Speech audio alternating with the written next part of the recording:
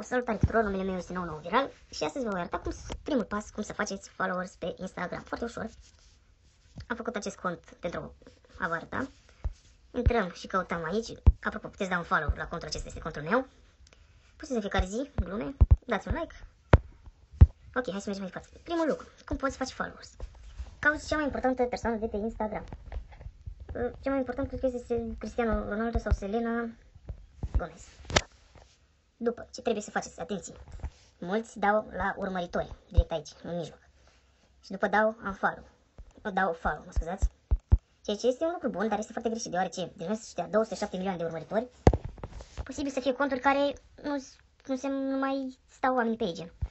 Așa că intrăm la postare și dăm la aprecieri. Și acum puteți da follow. O să dăm câțiva follow, la câțiva oameni follow.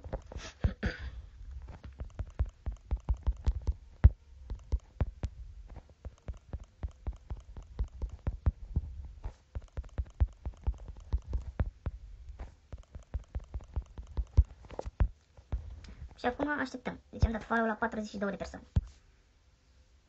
Așteptăm să vedem câte persoane ne pot da follow back.